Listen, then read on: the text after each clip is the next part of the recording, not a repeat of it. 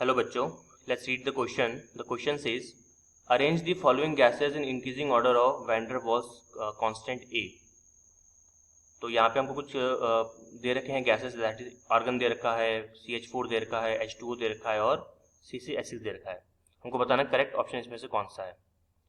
तो यहाँ पे अगर आप चेक करेंगे तो यहाँ पे हमको ऑप्शन A, B और C, D में से पहचानना है कि कौन सा इसके अंदर इंक्रीजिंग ऑर्डर को फॉलो कर रहा होगा। इस क्वेश्चन को सॉल्व करने के लिए हम लोग पहले चेक करते हैं इसका की कॉन्सेप्ट। तो यहाँ पर जो हमारा की कॉन्सेप्ट आने वाला है, तो key concept will be van der Waals equation. Van der Waals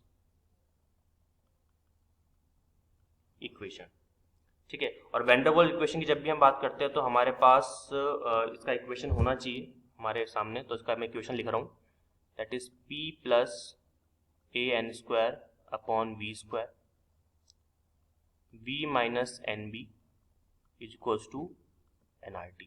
अच्छा, यहाँ पे a और b क्या है? यहाँ पे अगर हम a की बात करें तो a इसके अंदर होता है आपका इंटरमोलिकुलर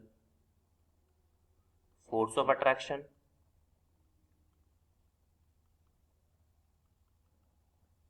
तो ऑब्वियसली बात है गैस की हम बात कर रहे हैं। और अगर हम बी की बात करें तो बी का मतलब होता है size of gas. Size of gas, जिस भी गैस की बात चल रही है उस गैस का अपन यहाँ पे जो रिप्रेजेंटेशन है वो ले लेंगे। चलिए, तो यहाँ पे हमको चार गैसेस दे रखी है, आर्गन, मीथेन, H2 और C6H6 यानी कि बेंजीन। तो हमको बताना है कि इनका जो ए है इंटरमोलिकुलर फोर्स ऑफ अट्रैक्शन, उसके बिहाफ पर कैसे अरेंज करेंगे। तो देखिए, हम सीधे एक्सपेरिमेंटल डेटा से बात करते हैं। अगर मैं एक्सपेरिमेंटल डेटा की बात करूं तो इधर मैं एक टेबल बना लेता हूं।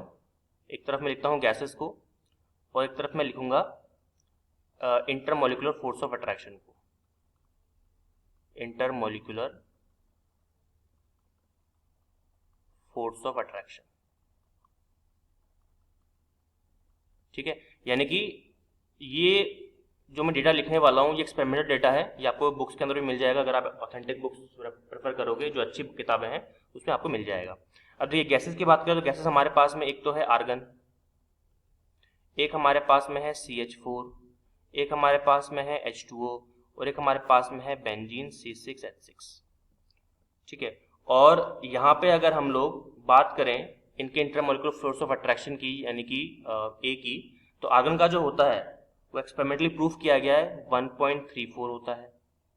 CH4 का कितना होता है? ये होता है अप्रोक्सीमेटली 2.25। H2O की बात करें तो 5.46 और बेंजीन की बात करें तो ये होता है आपका अप्रोक्सीमेटली 18.57 ए की वैल्यू इन चारों गैसेस के लिए। हमें करना है इंक्रीजिंग ऑर्डर में अरेंज, तो इसका मतलब जिसका अट्रैक्शन फोर्स सबसे कम है उसको पहले, जिसका सबसे ज्यादा उसको सबसे बाद में। तो क्या इस डेटा को देख के हम लोग अरेंज नहीं कर सकते? बिल्कुल कर सकते हैं। तो देखिए, सबसे कम किसका है? आर्गन का। उससे ज्यादा किसका है फोर्स ऑफ अट्रैक्शन? CH4 का। उससे ज्यादा किसका है? H2O का। और सबसे ज्यादा किसका है?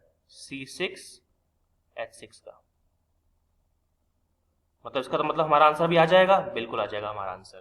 तो ये क्या आएगा, चेक कर लेते हैं। देखिए, आर्गन हमारा ए पर है तो सबसे कम आर्गन का है तो ए। उससे ज्यादा किसका है? CH4 यानी कि बी। उससे ज्यादा किसका है? H2O का यानी कि सी। उससे ज्यादा बेंजीन का यानी कि डी। आंसर आ गया। ABCD कहाँ मैच कर रहा है? ऑप्शन सी के अंदर। तो क्या हमारा आंसर ऑप्शन सी है? यस, हमारा आंसर यहाँ पे आ चुका है ऑप्शन नंबर सी। तो सारी चीजें हमने प्रूफ कर दी है with formula and with appropriate experimental data, जो कि हम कोई भी नेग्लेक्ट नहीं कर सकता है। ओके, तो I hope you understood it well. All the very best.